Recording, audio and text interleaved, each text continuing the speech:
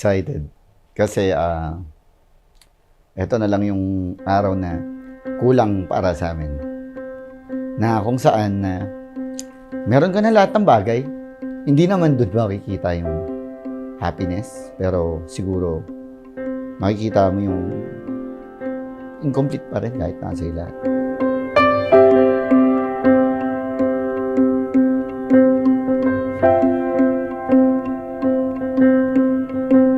Hindi talaga kami magkakilala. Nagkakilala lang kami sa school.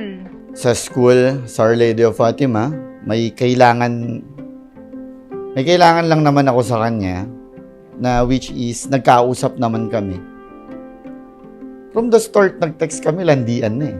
Tapos, syempre pinagkakalat niya ako yung patay na patay sa kanya. Lagi naman siyang ganun. Pero siya talaga yun. Siya ang nagte-text sa akin. Siya yung pumatawag.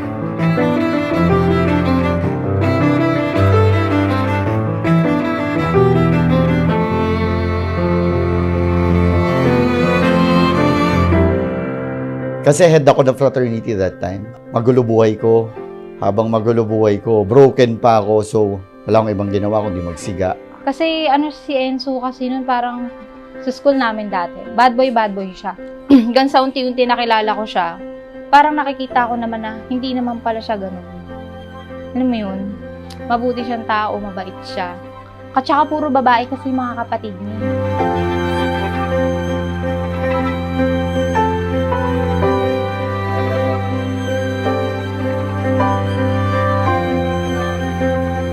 Bakit sikat? Sa totoo lang, dahil head ako ng frat, napakabilis ng mga girls. Totoo naman, lalo na kasagsagan ng kabataan mo. Uy! Ayos! May ganun ka po. Uy! Pero, bakit si Katrina? Siya siguro yung katapat ko. Siya nagpasunod sa akin. Sa sobrang bilib ko sa kanya, pati kapatiran ko, binanggaan niya para sa akin. Malayo lang ako dyan. Na totally malayo. Choice ko pa rin yun. Pero siya talaga ang choice ko. Sabi ko nga marami ko naging girlfriend. May mga naging first love ako, pero sa kanya napunta ang true love ko.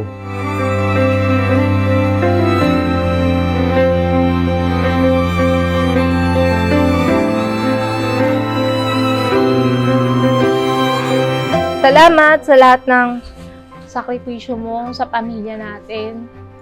Sa mga anak mo. Napakaswerte ko kasi ikaw yung binigay ng Diyos sa akin. Hindi niya ako hinayaan mapunta sa maling tao, sa kung sino man. Ang bait ni Lord. Napakaswerte ko. Salamat sa lahat ng ginagawa mo para sa pamilya natin. Lahat yun na-appreciate ko. Alam ko kulang yung salita, pero maraming salamat. Mahal na mahal ka namin ng mga bata.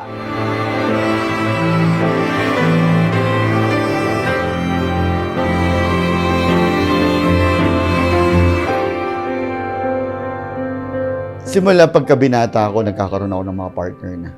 Bakit pinilit ko? Kasi I'm looking for a right girl for me.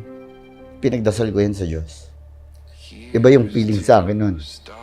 Nung naloko, Pero nakakatawa si Kat. Andun pa rin siya. Hindi niya inisip na, kaka-broke up mo lang. Nagka-girlfriend ka kaagad, ako pa. Pero nakakatawa.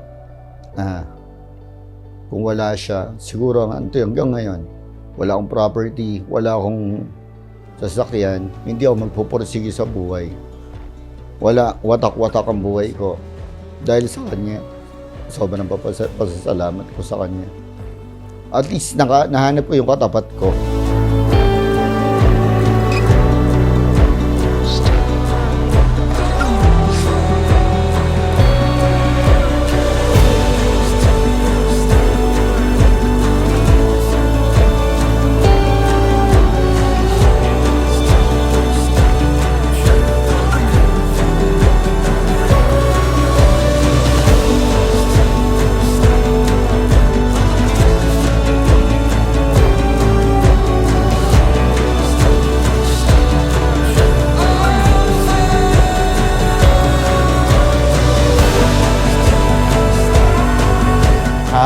did you come here of your own free will to bind yourself forever in the love and service of your husband?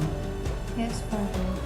Enzo, did you come here of your own free will to bind yourself forever in the love and service of your wife? Yes, Father. Welcome to our wedding day!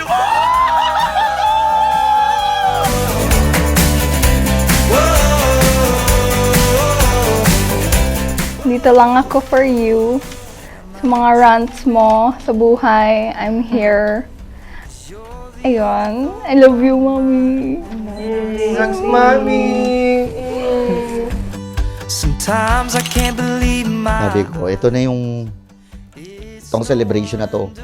Pasasalamat ko sa Diyos to na bilang so pasasalamat na si Katrina yung napangasawa ko. Hindi mo pwedeng isik eh. Yung totoong true love na sinasabi mo. Ibibigay sa'yo ng Diyos yon.